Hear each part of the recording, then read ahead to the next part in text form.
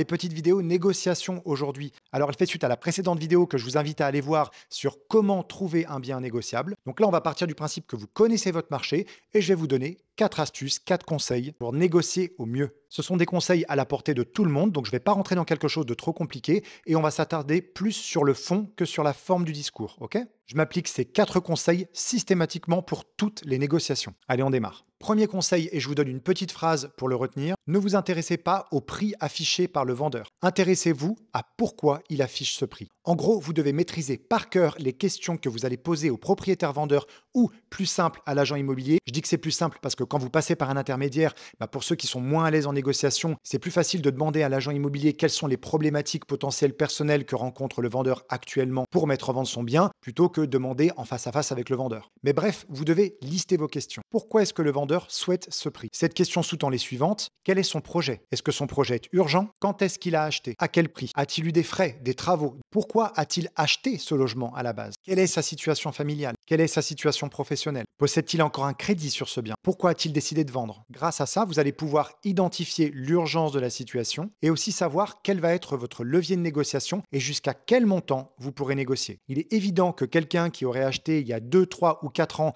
avec un crédit à 100% ne pourra jamais accepter une remise de l'ordre de 20, 30 ou 40%. C'est quasi impossible et que ce soit le notaire du vendeur ou la banque du vendeur risqueront de lui dire écoutez, n'acceptez pas l'offre de prix, même s'il est pressé. Donc ici, vous n'avez pas besoin de marchander, vous devez comprendre ce que le vendeur veut vraiment. Deuxième conseil, et ça vaut qu'il s'agisse d'un investissement immobilier locatif ou d'une résidence principale, vous devez être capable avec le professionnel de l'immobilier ou avec le propriétaire d'identifier quelle est la valeur locative du bien que vous convoitez. Mais pourquoi la valeur locative alors que je veux y vivre? Eh bien parce que demain, le jour où vous revendrez, il faut que vous ayez un maximum de personnes pour racheter votre appartement ou votre maison. Ça veut dire que votre bien doit intéresser des propriétaires occupants, mais également des investisseurs locatifs. Et grosso modo, si vous êtes en train de regarder un T3 et que les T3 sur le marché ont un rendement locatif d'environ 5% et que le prix affiché de cet appartement versus sa valeur locative entraîne un rendement d'à peine 4%, eh bien vous savez ce qu'il vous reste à faire. Un calcul qui vous permettra de remonter à au moins 5% de rentabilité et ça vous donnera le prix d'achat sur lequel vous pouvez potentiellement vous lancer et au-dessus duquel vous n'irez pas. Troisième conseil, valoriser les gens. Il est important de valoriser le propriétaire au travers de ce qu'il a réalisé dans cet achat,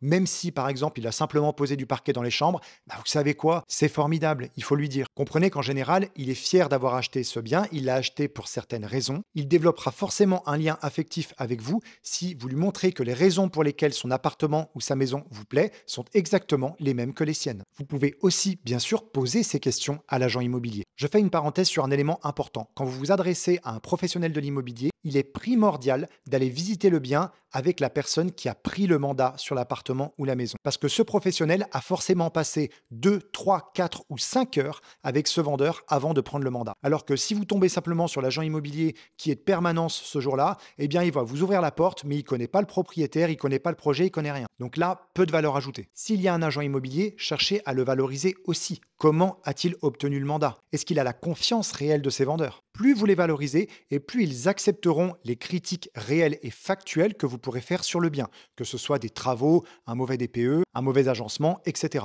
On est beaucoup plus enclin à accepter des critiques quand au préalable on nous a fait des compliments. Ça marche pareil pour tout le monde. Alors que si vous rencontrez quelqu'un que vous ne connaissez pas et qui vous rentre dedans tout de suite avec les défauts de votre maison ou votre appartement, clairement vous lui ferez pas 1 € de remise. Et ça, croyez-moi, beaucoup ne l'ont pas compris. Tout est affaire de relation. Quatrième conseil, réalisez une offre écrite digne de ce nom. Personnalisez-la par rapport à qui vous êtes. Il y a des éléments essentiels à inscrire dans une offre d'achat et vous pouvez même la faire sur plusieurs pages si vous en avez envie. Plus elle paraît professionnelle, plus elle est étayée et plus vous, de votre côté, vous montrez les efforts que vous êtes prêt à faire sur cette offre d'achat. Par exemple, vous vous livrez au niveau de votre budget, au niveau de votre besoin, de vos envies, de vos souhaits. Pourquoi est-ce que vous faites une offre d'achat sur ce bien? Là, vous vous différenciez de la concurrence. Une baisse de prix n'est pas uniquement justifiable par des travaux, par exemple. Vous avez d'autres éléments économiques et non économiques que vous pouvez intégrer dans l'offre. Mais vous ne pourrez intégrer ces arguments que si vous connaissez parfaitement le projet de votre vendeur. Cinquième et dernier conseil, et je sais que ça va faire du mal à certaines et certains, mais vous devez absolument respecter et impliquer le professionnel de l'immobilier en charge du mandat. L'image des professionnels de l'immobilier en France, tout le monde la connaît. Et a raison d'ailleurs. Mais tout comme des banquiers, des garagistes, des médecins, des notaires, des avocats, il n'y a pas que des bons professionnels. Vous devez également réaliser une découverte avec lui. Qui est-il?